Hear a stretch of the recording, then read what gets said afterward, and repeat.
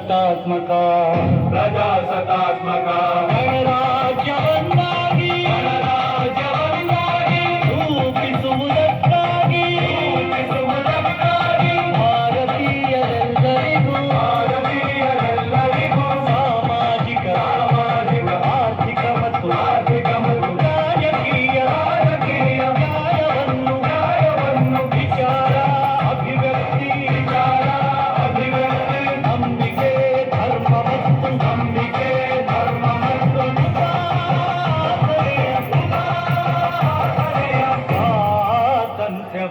ಸ್ವಾತಂತ್ರ್ಯವನ್ನು ಅವಕಾಶಗಳ ಸಮತೆ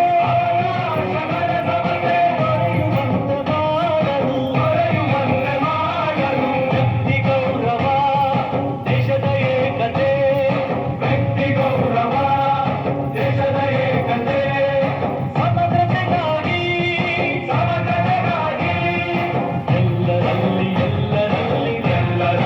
ಎಲ್ಲರಲ್ಲಿ ಭ್ರಾತೃತ್ವ ಭಾವವನ್ನು ಮೂಡಿಸುವುದಕ್ಕಾಗಿ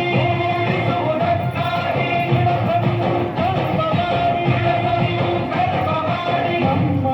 ಸಂವಿಧಾನ ಸಭೆಯಲ್ಲಿ ನಮ್ಮ ಸಂವಿಧಾನ ಸಭೆಯಲ್ಲಿ 1949 ನವೆಂಬರ್ ತಿಂಗಳ 26ನೇ ದಿನ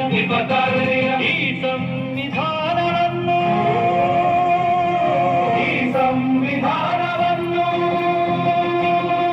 ನಮಗೆ ನಾವೇ ಅರ್ಪಿಸಿಕೊಂಡು ನಮಗೆ ನಾವೇ ಅರ್ಪಿಸಿಕೊಂಡು ಅಂಗೀಕರಿಸಿ ಅಂಗೀಕರಿಸಿ ಶಾಸನವಾಗಿ ಶಾಸನವಾಗಿ